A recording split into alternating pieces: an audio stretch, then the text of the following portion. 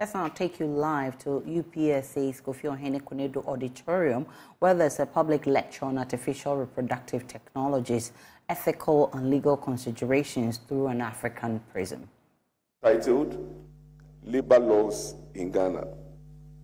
We must applaud him as a South African for his investment of time into the development of such an important book on the labor laws of Ghana. Law is never a straight line and is to be highly commended for his dedication and commitment to labor laws that extends beyond the shores of his native South Africa. We have no doubt that this book will shed a bright light on the intricacies of labor laws within our beloved nation. I also consider this book is a valuable resource that will serve as a guide and reference for students, researchers, and professionals alike, and we express our gratitude for its invaluable contribution. As an institution dedicated to the pursuit of knowledge, we firmly believe in the power of intellectual discourse and exchange.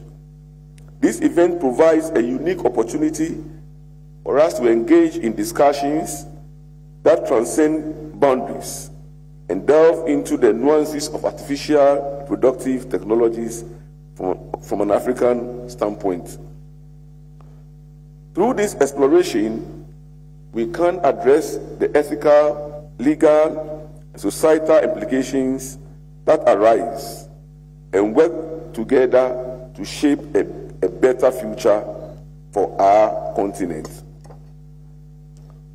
To Professor Impedi, we extend our deepest gratitude for the honor. Your distinguished career and scholarly accomplishments have made a lasting impact, and we are privileged to have you share your expertise with us today. To the Honorable Minister of Employment and Labor Relations that we expect today, thank you so much. To our students, I encourage you to seize this opportunity to engage, learn, and grow.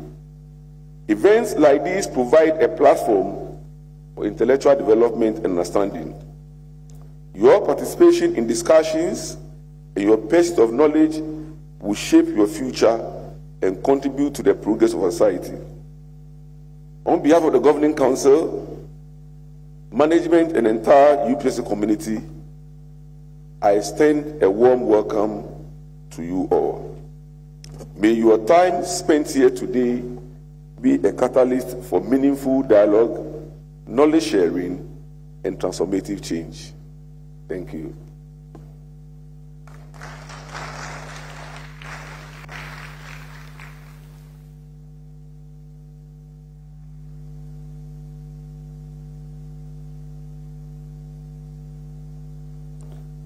The Chairman of Council, Vice Chancellor, dignitaries present, academics and managers of sister institutions, deans, HODs, faculty, students, distinguished ladies and gentlemen.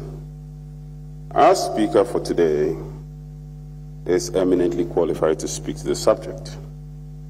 Professor Letwoka George Impedi completed his B. Juris degree in 1996 and LLB degree in 1998 at Vista University.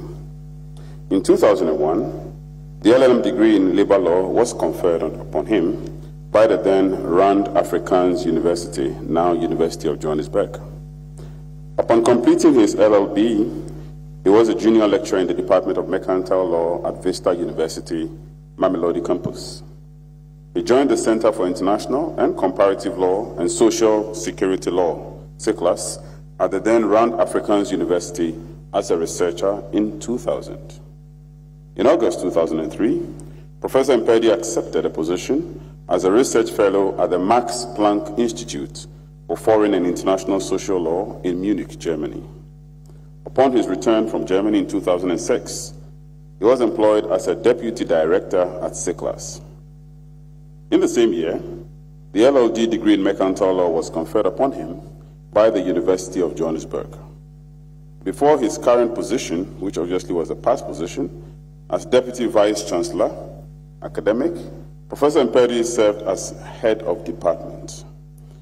Practical Business Law in January 2011 to 2012, December 2012, Vice Dean January 2013 to December 2015, Director at CICLAS January 2009 to December 2015, and Executive Dean January 2016 to December 2020 at the Faculty of Law of the University of Johannesburg. He lectured labor law and social security law at the LLB level, postgraduate and certificate students, and has delivered numerous papers at numerous international and national conferences. Our speaker has published widely in the fields of social security and labor law, and his present and recent publication include a co-authored book of Labor Law in Ghana, 2022, displayed as we can all see. He is the Vice Chancellor of the University of Johannesburg. Ladies and gentlemen, I introduce to you our speaker for today, Professor Mpedi.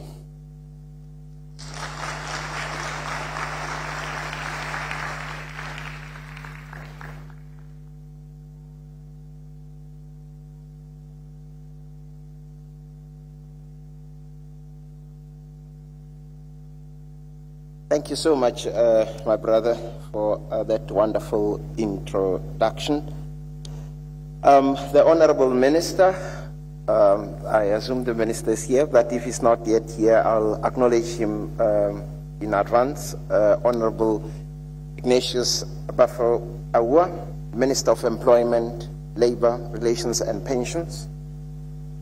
The Chairman of Council of the UPSA, my dear brother, Vice Chancellor, Professor Amati, the Registrar, Deans, Directors, members of the Judiciary, dear students, members of the media, ladies and gentlemen, good morning.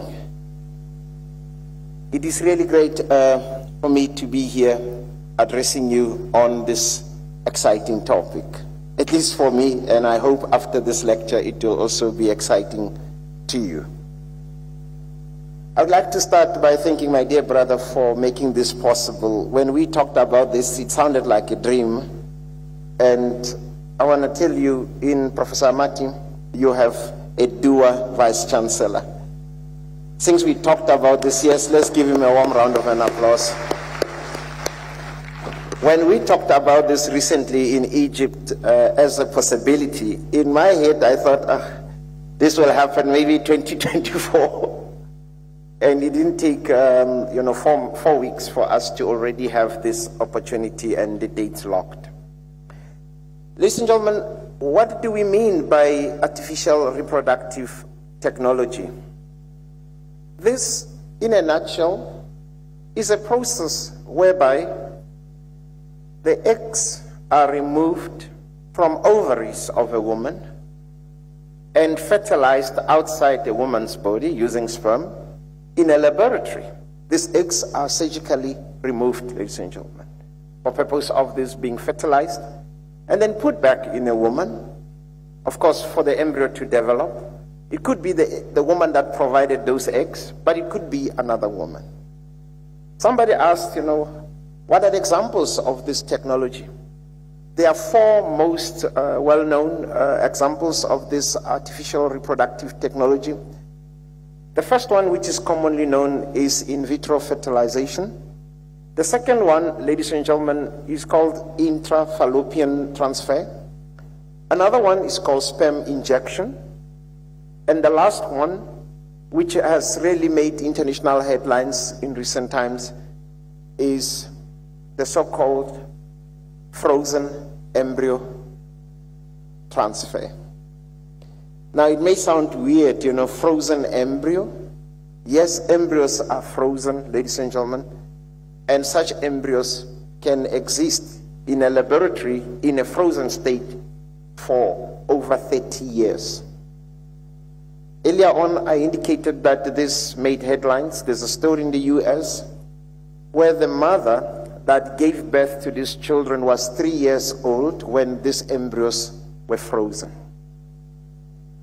and healthy babies were born from these frozen embryos that were adopted. So already at this stage, I would like to mention why I find this quite interesting and why I find it important for me to share these few ideas with you. It is because very little is said and known about this artificial reproductive technology. And there are legal and ethical questions that must be answered. And as long as very little is said or done about this artificial reproductive technology, ladies and gentlemen, it means that us on the African continent will be caught napping. The truth of the matter is that a lot is happening in this area. Now, earlier on, I talked about this four ways in which this artificial reproductive technology can take place. But for this to happen, there's a lot that is happening underneath that. I talked about sperm injection. There are people who donate sperm, ladies and gentlemen, on a daily basis that is used in these technologies. Of course, the aim is to provide those that cannot have children to have that opportunity to have children and raise children. But there are challenges because there are misuses, there are uses and misuses of this process. When I came with this idea, I didn't want to be insensitive, and I spoke to a few Ghanaians I know, including my postdoctoral research fellow, Dr. Coleman, present here today, about whether this is something that is happening in Ghana. And in the last 2 days, of course, he gave me his answer, said, yes, it's happening. Of course, many major cities, you find all these artificial reproductive technology centers where would-be parents can go and pay a lot of money for the opportunity to have a child or children. But in the last 2 days, I learned a lot more that in Ghana, especially young students, there are young students that donate sperm, some donate ovaries for a fee, and to assist in this technology. While there are uses, but there are also misuses. There is a recent case in the Netherlands where this man fathered over 500 children. 500 children, ladies and gentlemen. It went to a point where one of the ladies that benefited from his sperm, this lady decided that she would like to have children from one father. So the first child and the second child were born from the semen donated by this man. And when she discovered that he fathered over 500 children, she went straight to court for this man to stop. Actually, she sued this man. And he took a court order where the judge said to this gentleman that should you father additional children, you will be fined an equivalent of 2 million rands per child. And it's not only in the Netherlands. Recently, there were reports that he was in Kenya donating. So the risk there is that people could end up, these children could end up marrying their brothers and sisters without knowing. And the challenge is that many countries do not regulate this and put limits to prohibit or to prevent some of these challenges that may arise where siblings marry each other without knowing that they are related. It is said that one man can father technically 1 billion children, ladies and gentlemen, in his lifetime. Of course, you need to have many partners to father 1 billion children. But just 500 children throughout the world, there is a risk. Some jurisdictions already have got limits in terms of how much one can donate and under what circumstances. To the point that I wonder, those young students, they have their reasons for donating. If this is not regulated, how many of the children born of this process may end up, marrying their own siblings? This is one of those risks that one should highlight. Of course, as this technology evolves, there will be more challenges that I will touch on in this lecture, ladies and gentlemen. Many of you may wonder why this legal regulation is important and ethical considerations. The challenge is that in reality, technologies like this evolve at a faster rate to the point that legal regulation is slow to catch up. And sometimes what is considered ethical, today may be unethical tomorrow when people get to know about this. take the first case, or one of the first cases of artificial insemination, which happened in the US in the 1800s. The circumstances under which this happened is just incredible. What happened is there was this elderly gentleman who was married to a young wife, and the challenge is they couldn't conceive. And they went to see the doctor. The first thing that one does is to go and see the doctor. And the doctor realized that the challenge might be with this elderly gentleman because of his low sperm count. And this professor had 4 students, the doctor.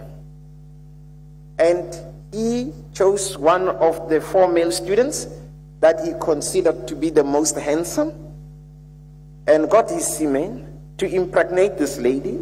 This lady probably didn't even know what was happening, and a healthy child was born. Of course, all the 4 students were made to sign a document that they will not disclose what happened. Of course, then very little was known about this. Is it ethical? Definitely it's unethical, because you need consent. You need to understand what is being done and so on. As long as the doctors, the scientists push the boundaries of science, if our legislature doesn't catch up, because maybe those that are supposed to enact these laws do not know where things stand, then we're going to have problems. And those who are at the forefront of science are going to do as they like to experiment, and we can't have that as a society, and for a variety of reasons, many I'll touch on. So ladies and gentlemen, in 1931, it's not so long ago, dystopian novelist Aldous Huxley wrote A Brave New World. The futuristic novel, ladies and gentlemen, opens in the fictional world, a world where citizens are artificially engineered through man-made wombs, and class divisions are based on intelligence, and labor is quintessential industrial age. A far-fetched notion in 1931.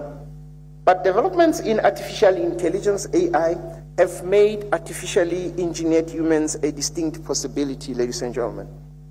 In recent years, there has been remarkable progress in the field of reproductive technologies. These technologies include medical procedures used primarily to address infertility.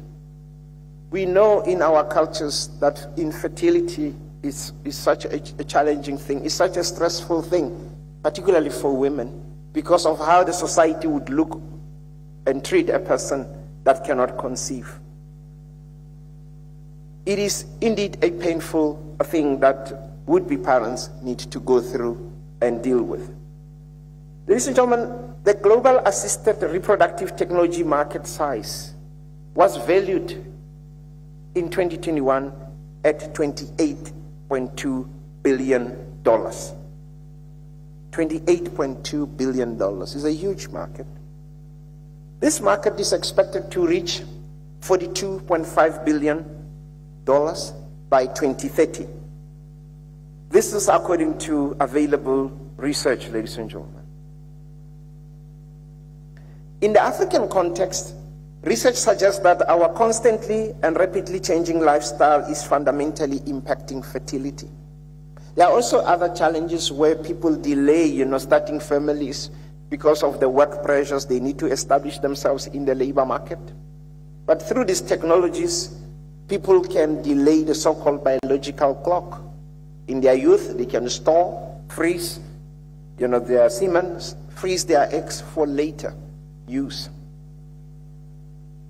It has emerged, ladies and gentlemen, that as a medical socio-cultural problem, of course, this is something that, as I indicated, it has got the medical issues, but it's also a cultural issue that has to be addressed. The continent, and now this is the African continent, has a higher prevalence of STIs, sexually transmitted diseases, and postpartum and post-abortion infections, which contribute to both the male and female infertility that lead to later on people requiring these technologies or to use this technology. At the core, ladies and gentlemen, infertility, in my humble opinion, is a human rights issue that demands attention. Now, Huxley's work that I mentioned earlier emerged as a glance into the future, but need it be quite as terrifying as the book suggests. The world state in Huxley's novel was arguably devoid of a suitable ethical or legal framework. In the 21st century, ladies and gentlemen, what are the ethical implications of reframing our creation of humans? As we venture into our own brave new world, we must do so with the framework in place. We find ourselves in the midst of the fourth industrial revolution, defined by great disruption to technology, industries, and society, which calls for changes to policy and our approaches. Now, ladies and gentlemen, there are two broad factors to consider. How do we safeguard core legal values, such as equal treatment under the law, procedural fairness and due process, and adequate access to justice for all, for instance? And how do we adapt to these broad societal changes? At UNESCO's General Conference in 2021, member states adopted the recommendation on the ethics of artificial intelligence, the first set of global standards, with an emphasis on protecting and promoting human rights and human dignity. UNESCO referred to it as a global normative bedrock, allowing to build strong respect for the rule of law in the digital world. This could be considered as soft law, which is not legally binding, but emphasizes a set of values. However, ladies and gentlemen, it does serve as a guideline for a legal framework to be established. There are also key concerns in our own context. Infertility in Africa is impacted by epidemiological barriers, as there is a lack of data informing the burden of infertility, the need for reproductive technologies, and even access. Moreover, inequalities are starkly presented in conversations around access, both from a geographical standpoint and a financial perspective. Those that have gone through these processes will tell you these are extremely expensive. This is not something that one can wake up and say, I want to do it. It's only those that have the resources that can really get access to this technology. There are also challenges in the cultural, religious, and societal perception of both infertility and its treatment, which are pervasive in many parts of Africa. And it's not only in Africa. I traveled in India, in the state of Gujarat, at a city called Ahmedabad. I found it quite interesting. Almost every building, the second building has got a sign, test tube babies done here. Imagine now a child is called test tube baby. I don't think that is appropriate. And this is things that we need to debate and deal with. Ladies and gentlemen, the point I made earlier about these challenges in the cultural, religious, and societal perception of both infertility and its treatment are largely because of the impact of limited knowledge of the public. That's why it's important for us to talk about this. It's because of the limited knowledge, by the patients and even healthcare providers in some cases. Now, I was speaking about this topic to someone I know very well, who went through the process. She and her husband went through the process, and they were blessed with twins. Normally, when people go through this process, a number of eggs are fertilized and stored just in case. And as soon as they have children, many forget about those fertilized embryos that are stored, and they move on with their lives, which raises questions later on. Should people divorce? What are they going to do with those eggs or those fertilized embryos? In situations where people come from, the couple comes from different jurisdictions, there are arguments about, is this property? Can the other party take this with to another jurisdiction, and so on? These are topics and issues that will need to be resolved and people to understand and deal with, in an organized manner. Of course, the issues that I've raised, in terms of lack of knowledge, are coupled with restrictive health policies, which have to be challenged. Just this week, a case from the Constitutional Court of the Republic of South Africa was, handed out and was covered in the media. I read about this yesterday, where a couple that is in a lesbian relationship, same-sex couple, they went through this process and they were blessed with a child. They challenged the South African Children's Act because the rights provided in the Children's Act do not acknowledge both, the couple in this relationship as parents. And the Constitutional Court struck down that section that it must be amended to provide rights to this couple as a couple, not to one person in this relationship. I'm not saying it should be done this way in Ghana, but these are questions that will arise going forward in terms of the concept of motherhood, which is changing, the concept of fatherhood or fatherlessness, because a person can make a conscious decision that through this technology, she will have children and doesn't need a father in their lives, and so on. And these are the issues that we'll need to deal with. As I said earlier, unfortunately, our laws tend to be reactive than proactive. Ladies and gentlemen, in order to make the argument to establish these frameworks, I will refer to three specific examples, namely artificial wombs, which is something that will be a reality. Already it's available there, although its use is still restricted. Gene editing and embryo donation or adoption. Now, artificial wombs, ladies and gentlemen, are devices that can grow a fetus outside the body of an organism to term. It can be done. Where a prospective parent can dial in and sing for the child growing up in an artificial womb. It's reality. It can be done, although it's limited, and we need to talk about this and prepare for this. This technology, ladies and gentlemen, is currently focused on transferring an organism from a subject into an artificial womb. Realistically, growing an organism completely in an artificial womb will not likely to be a reality for some time, but it's coming and it will happen, ladies and gentlemen.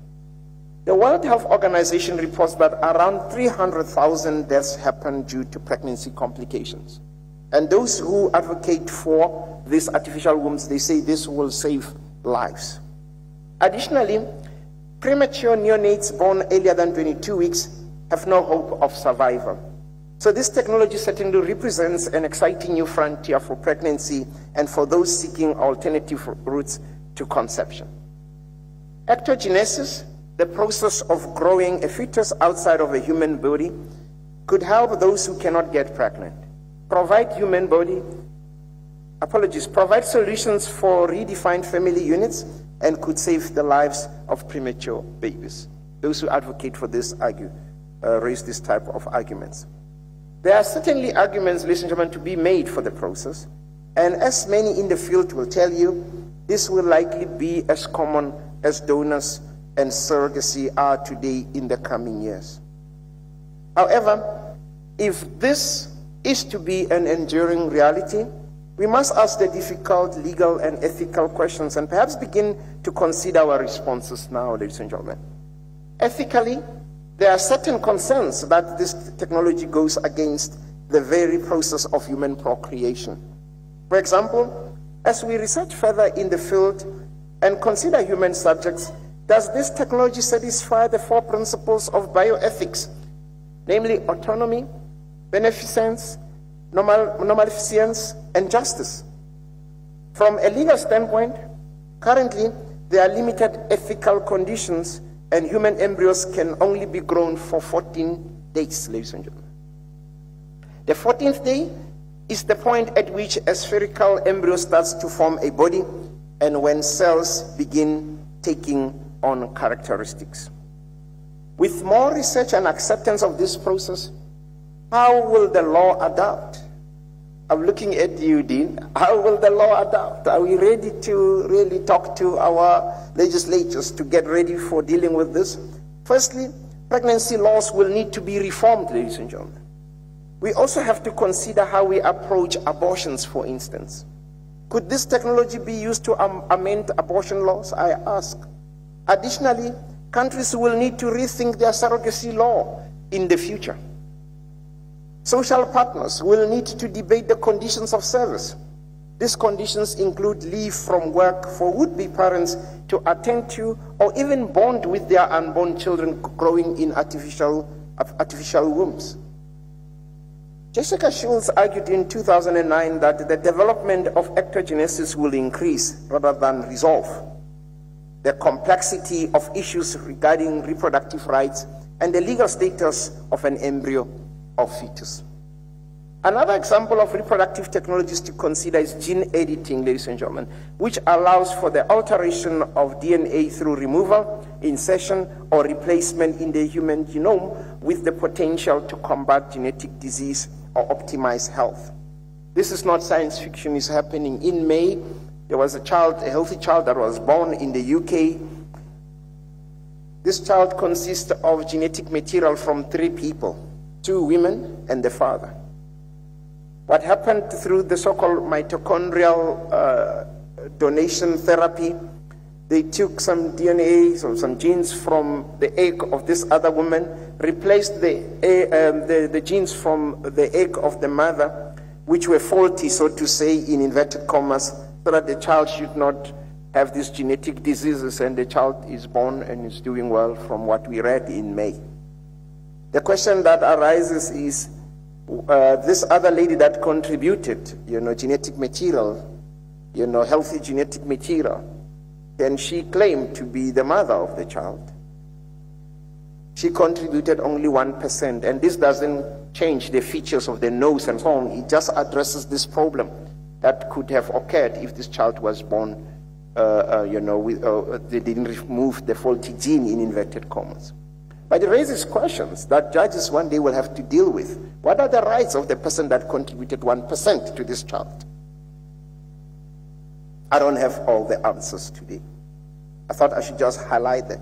Already we have seen how gene editing can treat sickle cell disease effectively. As this technology becomes more entrenched, we have to keep in mind various ethical concerns, including humanity's ugly history of eugenics. We know what the Nazis did, wanting to have this perfect race. We know as parents we want what is best. What will happen if each parent that can afford, before the child is born, then the genes are edited so that you have the fastest child, the smartest child, and so on? What will happen to humanity? Ladies and gentlemen, in December 2018, the World Health Organization established a global multidisciplinary expert advisory committee to examine scientific, ethical, social, and legal challenges associated with human genome editing. The committee made a set of 9 recommendations, including the World Health Organization taking a distinct scientific and moral leadership stance by being open about the opportunities and challenges while acknowledging ethical concerns, an emphasis on international collaboration for effective governance and oversight, human genome editing registries that include reviewal and approval by a research ethics committee. Human genome editing research should only take place in jurisdictions with domestic policy and oversight mechanisms.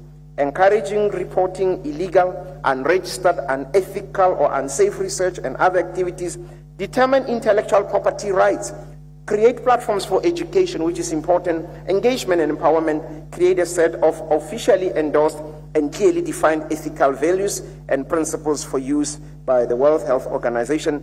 And finally, periodical reviews of these recommendations should take place to keep up with the pace of technology. I want to ask you one thing. Where do you think we stand as Africa in as far as these nine principles are concerned? To date, I haven't found a single jurisdiction where they are debating these principles and making sure that these are covered in policies and legal regulatory frameworks. And it's something that we need to work on. This is a step in the right direction, I argue, ladies and gentlemen. However, our legislation also needs to respond accordingly. How do we tap into the benefits of gene editing without risking human rights? In the South African context, for instance, Powder et al. Argue that we approach germline editing based on principles derived from the Constitution. Currently, genetic editing is expected to comply with same laws and ethical requirements as all scientific research relating to human reproduction. However, the authors argue that principles such as regulation of the process, ensuring well-established standard of safety and efficacy, measures for allowances of non-therapeutic uses of germline editing, Respect of the individual's reproductive autonomy and equal access should guide new regulations. At least researchers have started talking about this. And this is a role that universities such as ours should now lead in these discussions. Similarly, ladies and gentlemen, embryo donation or adoption, the legal adoption of embryos that have been donated and frozen by families who have undergone in vitro fertilization, a technique in which an egg is removed from the woman's ovaries and fertilized with sperm in a laboratory, should also be considered. At the beginning, I've already indicated, mentioned a case in the US where the mother was 3 years old when the embryo was fertilized, which is really a crazy situation, which shows us these embryos can be stored for over 30 years.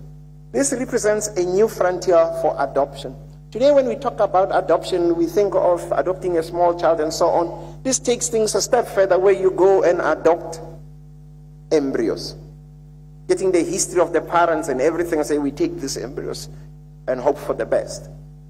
Of course, in this case, the organization that deals with this embryo adoption, it's a religious organization where they've got requirements. You must be a Christian family, you must have the means, and so on. But it can be a wild west out there if there is no clear regulation. Do we have laws in our countries that deal with embryo adoption? Definitely South Africa, I haven't come across such an act. I don't know in Ghana if you have laws dealing with embryo adoption. But it's a reality that we need to deal with, ladies and gentlemen. There are some similarities between embryo adoption and infant adoption. There is an extensive matching process, as I indicated earlier, and a home study to ensure that the adoptive parents are suitable. There are some added benefits of embryo adoption that we need to note. The adoptive mothers carry and deliver their child, and do not rely on a birth mother to relinquish rights. This provides a greater sense of control over the process and gives the adopting parents legal rights prior to birth. The process, while still expensive, is cheaper than undergoing in vitro fertilization and finding or storing sperm and egg donors. Additionally, this provides a solution to thousands of frozen embryos that are preserved but will likely go unused, because many would-be parents, as soon as they are blessed with children, they forget about those stored embryos that they could hang around, or they could be stored, let me put it this way, for 30 years. This of course also spurs conversations about when life begins. The pro-choice versus pro-life argument is often drawn upon in deciding what to do with these embryos. As some argue, destroying a frozen embryo is equivalent to death. The nuances of this argument are normally laden, yet embryos are also used in stem cell research, where this argument does not seem to hold as much weight amongst practitioners. There are also a host of challenges presented by this process. Before the process even begins, ladies and gentlemen, there is only about 80% survival rate when towing frozen embryos. Then there is no guarantee that embryo adoption will result in birth. The statistics suggest that there is only 35 chances of success. Adoptive parents may have to go through this process numerous times, possibly with different donors. Adoptive mothers additionally have to undergo medical procedures and fertility treatments, which can be invasive and in some cases traumatic. Moreover, in the United States, many of the centers that assist with embryo adoption only allow traditional family units to adopt embryos. In a setup like ours in South Africa, this could be challenged on being discriminatory. And the National Embryo Donation Center, for instance, requires couples to be a genetic male and a genetic female married for a minimum of 3 years, alluding to challenges of access and inequity. Yet, as we explore new frontiers for human reproduction, embryo adoption presents an intriguing alternative for would-be parents. In the context of Africa, these advancements offer hope and possibility and must be carefully considered. Kamal et al. Argue that we have to break down barriers and ensure that Africa is given a fair chance in this realm, even with our immense population growth. Yet, as we head towards these technologies, admittedly we are faced with more questions than answers. As Other technologies of the 4IR have demonstrated we need sound ethical frameworks.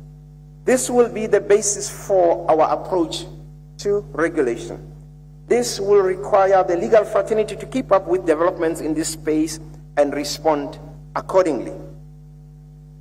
While there are broad ethical frameworks in place, it is imperative that we get more specific as these technologies shift from theory to practice.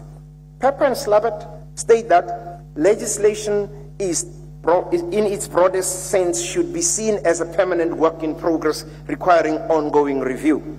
This is how we continue to break barriers and explore the unknown ethically. What is apparent, ladies and gentlemen, is that as these technologies increasingly emerge, society needs to respond accordingly. Legislation, as I pointed earlier, is largely reactive, and we need to change this. In the 4IR, however, there is an increasing argument for a proactive approach. If we have any hope of subverting Huxley's dark premonition of the future, if you will, then we must ensure that regulating AI is not a futile exercise. As the biologist and author of Daedalus J.B.S. Halden once poignantly wrote, we can foretell little of the future save that the thing that has not been is the thing that shall be, ladies and gentlemen. I thank you very much for your attention. Thank you.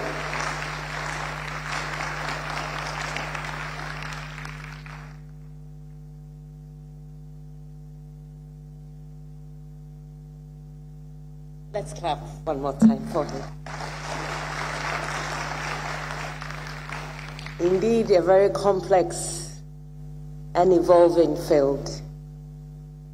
I think as I was listening, I was a bit scared where we're heading towards, but I think we can't ignore the benefits also, the ethical considerations that come with these technologies. I believe our parliamentarians here present, you will be ahead, you will be proactive in our considerations of legislation that will control this field. Thank you very much, Professor Lithokwa. And I would like to acknowledge some personalities before we take our Q&A. The High Commissioner for Nigeria, Her Excellency Cecilia Eting, welcome. The Director of Public Prosecution, Madam Yvonne Atakra, Professor, thank you so much for honoring our invitation. I would also like to acknowledge Reverend Professor Emmanuel K. Labi, Chancellor and founder of Regent University College of Science and Technology. Dr. James Paul Pitcher, who is representing Professor Bill Popolampo of the Central University. Sir, you are welcome. Nana Yawedi Apia, President from Regent University. Say warm welcome. Dr. Peter A. Redu, Dean Faculty of Law at Wisconsin University. Sir, you're welcome. And I think we will acknowledge as we go along during the program. So this is a time for you to ask questions if you have any, or contributions if anyone has. I think this is a subject where your contribution and your questions. So if there are any, I will bring the mic to you and then you can take your turn. Any questions? Any contribution?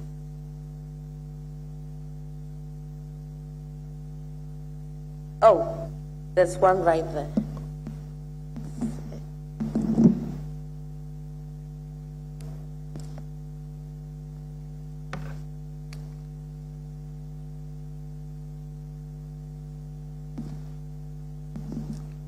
Thank you so much, Prof, for the wonderful presentation. In fact, as you started, I was asking myself, as a Muslim, Yes.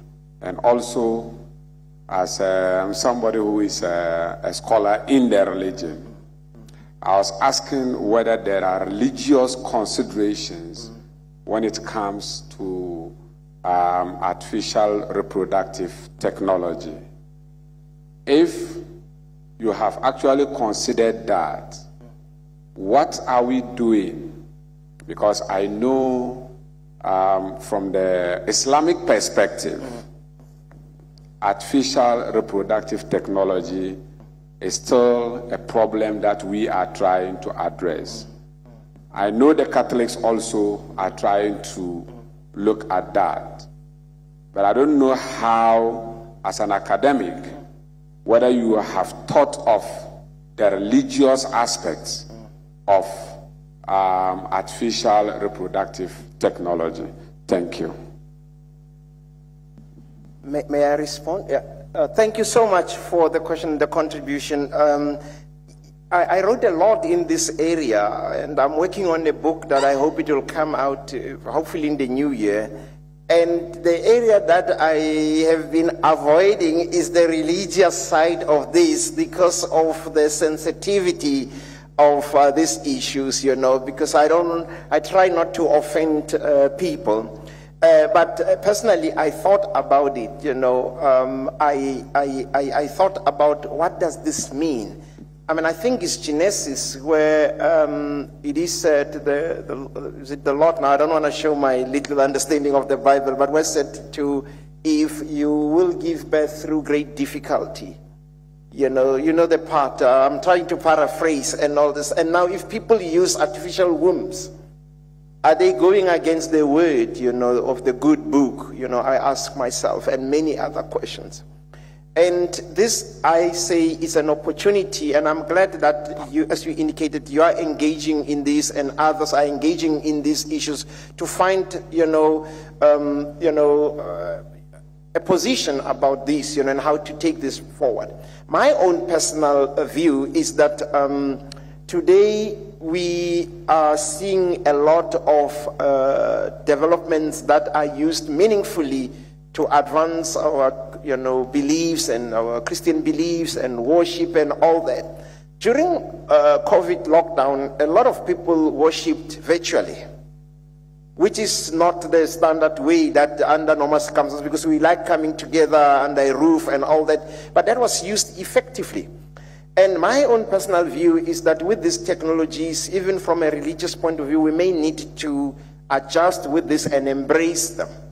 Somebody argued that, the platforms that were used by the disciples and the Son of God, to address people those days, that we have today were not there. And today we've got social media where you can reach millions of people. So do we embrace this because it was not there, available then, or do we embrace it and reach more people? It's something that we need to discuss and debate. But my view is that from a religious point of view, we need to look at this and see what is acceptable, what fits in within our principles and belief, and what is unacceptable. Because just like fire, this technology can be useful, but it can also be abused. Already questions of embryos that are left there frozen for 30 years. Is it acceptable? Does it sit well with one as a religious person? These are things that we need to look at. For example, in the case of embryo adoption, these facilities in the US that do this, many of them have got clear guidelines that for us, we will make this available for the following people who are married, men and husband and wife, men and women who have been married for 3 years, who are Christian. So they have drawn the line in the sense that this is how far we're prepared to go. And I think different religious denominations will need to sit and reflect on this, because ignoring this, and I know this is not what you're saying, will not be the answer. We need to debate this and engage. At some point, I hope to engage with our legislature, engage with different people from religious groups, so that we can debate this in a constructive manner and see what would be acceptable to take us forward, because this is with us at the moment. Thank you so much. There's a hand. Good morning. Good to see you, Prof. Yes. It's been ages. Yes. My name is Ashimizo Afadame. I'm from Regent University. I'm a council member. I have a question to my friend and brother. Yes. In terms of sperm donation and egg donation, you've raised the point that it's possible to have a situation where siblings get married to each other.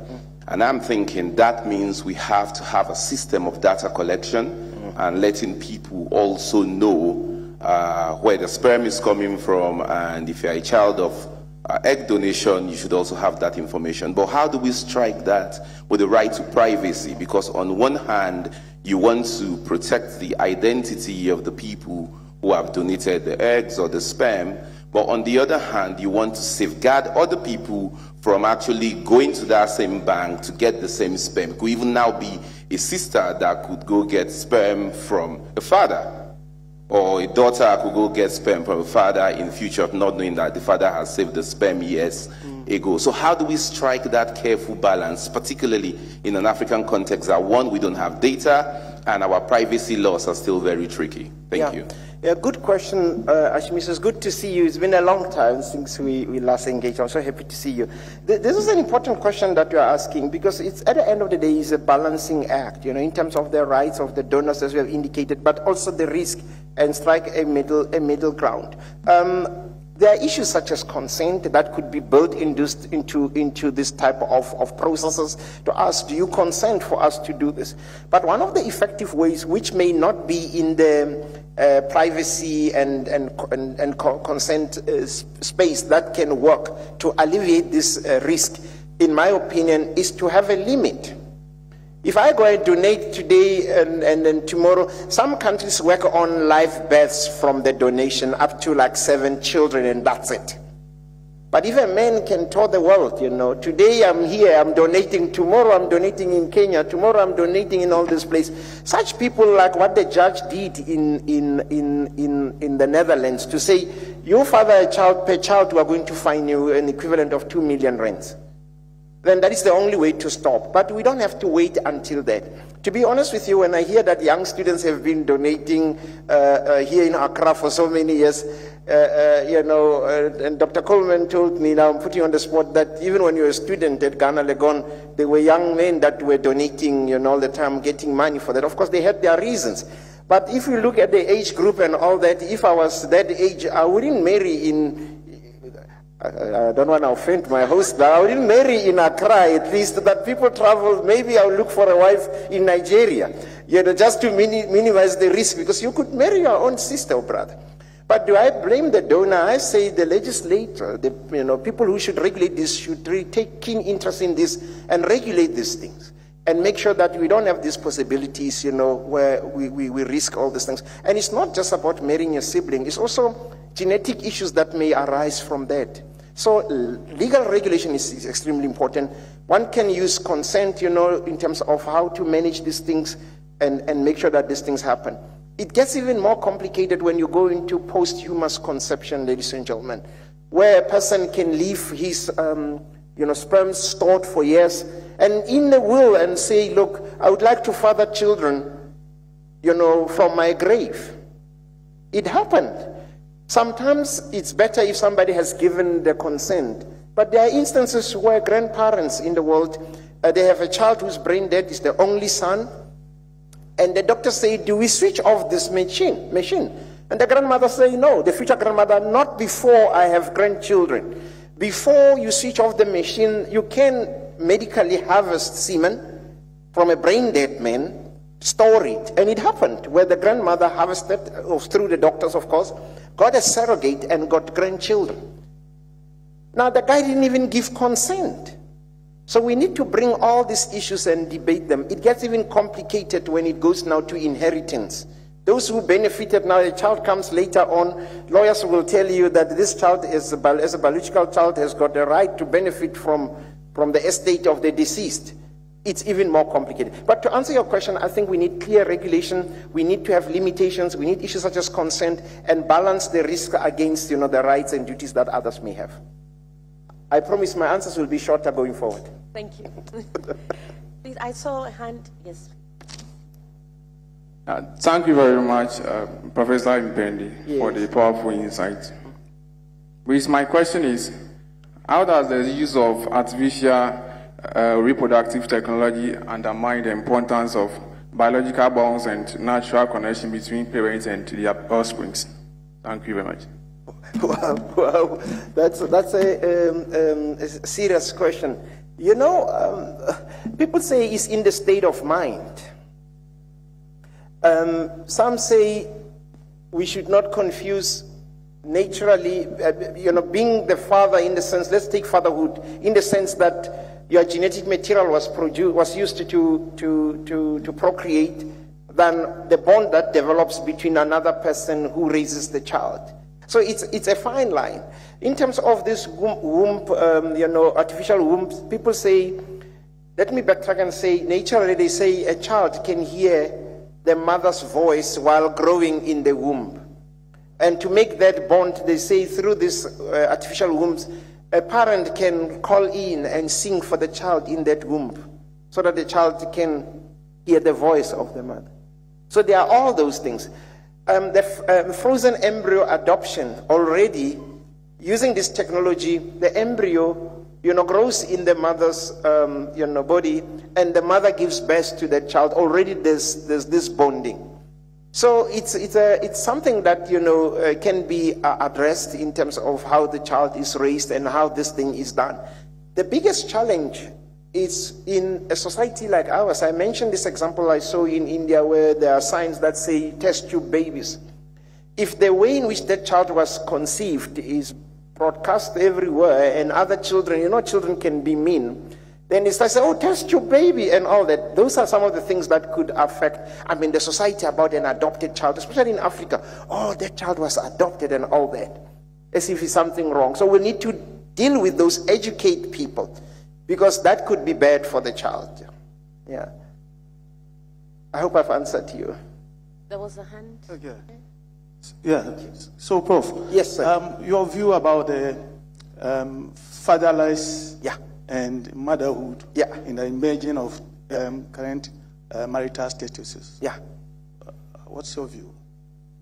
Look, I'm a married man with a child. I believe in this strong setup where a father goes home and a mother comes home and we raise a child.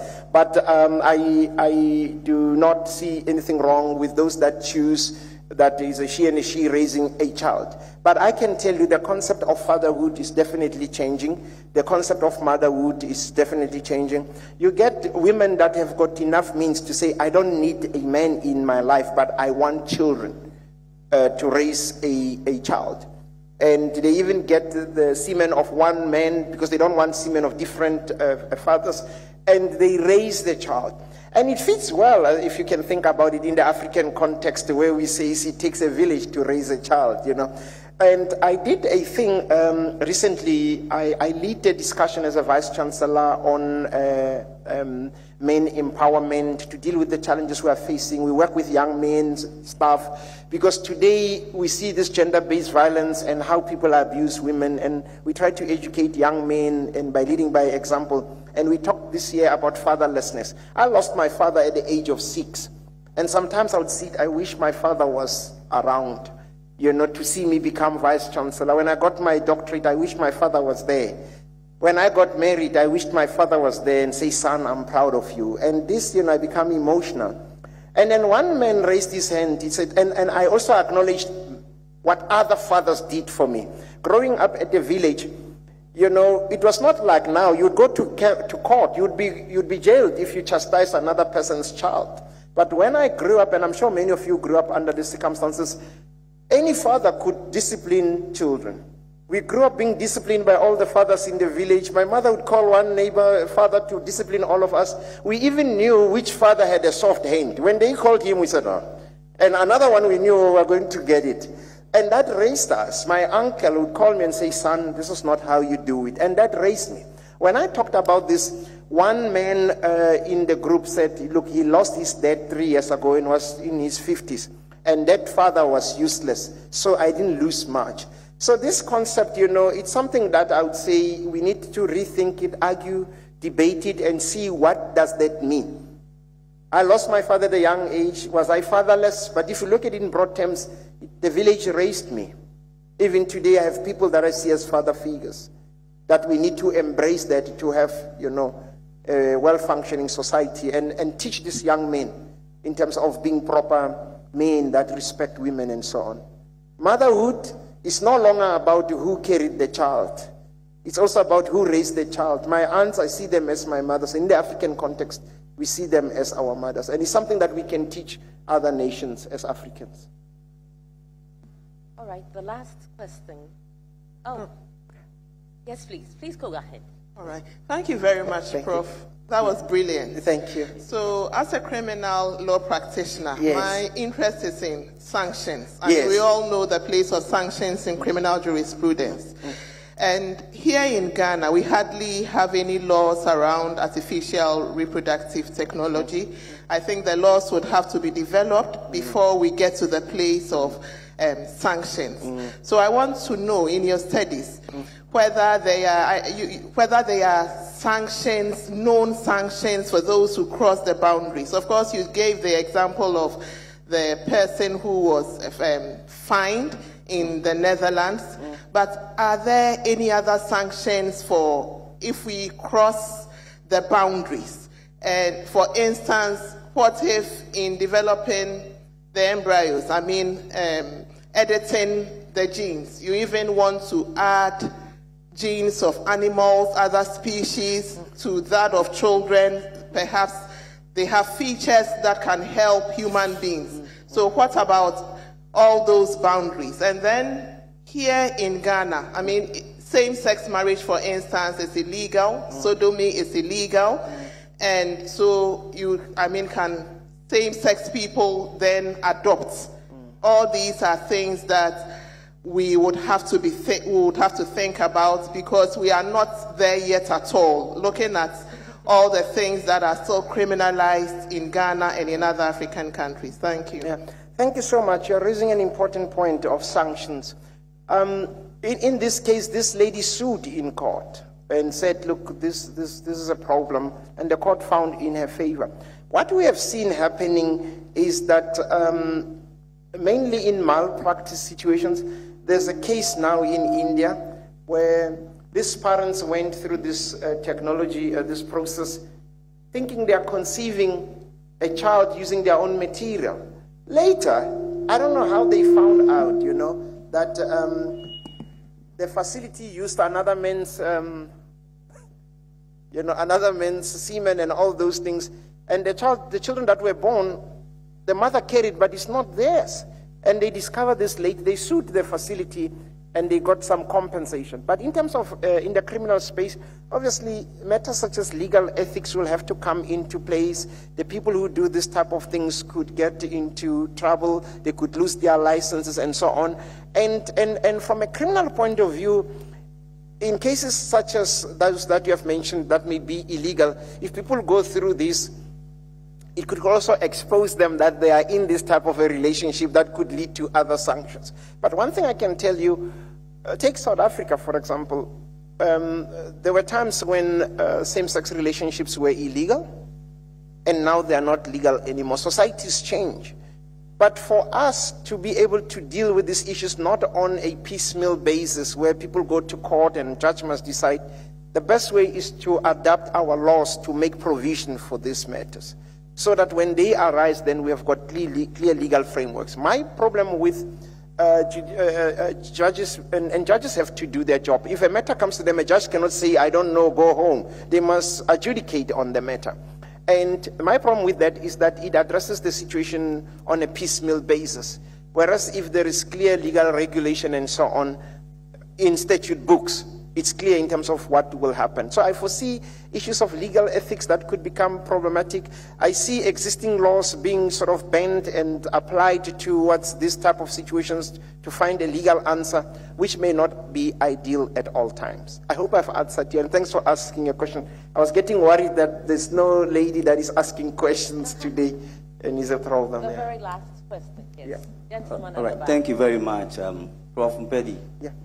I'm Nanaya Mwapongo, and you affectionately describe me as Mr. Horse. Ah, yes. Where are you speaking from? I'm trying to find you. On your left side from where you are standing. Right. Oh, Mr. Ponko. Yes. Okay. Yeah. My question is, in Ghana, the Evidence Act says that a child is presumed to be a father from a union 300 days after celebration of marriage. So in a situation when spouses consent and the woman adopts sperms of another man, what will be the position of the spouse in the marriage? Is he legal father or biological father? When we know that DNA test is about 98.9% accurate. Thank you. Well, that is an interesting one, Mr. Ponko. At least I learned something today, about this presumption. In a marriage, I mean, when these processes are done, normally the facility will bring both the husband and the wife in, or the people who want to go through these, get counseling, fill in the relevant disclaimer forms, and so on. Unless if that process is done without the knowledge of the husband, and that at the end, if it's discovered, it could lead to it could be a ground for divorce, in my opinion. But if the father or the would-be father consents to this, then it will be their child, just like the couple that adopted a frozen embryo. It was by agreement, both of them went through the process. So if I understood you correctly, I couldn't get the point of whether it's through consent of all the parties or if one is being, lied to. And if it's a marriage, I would say that would be a good ground for divorce. And if it's a gap, then it might need some kind of, legal regulation.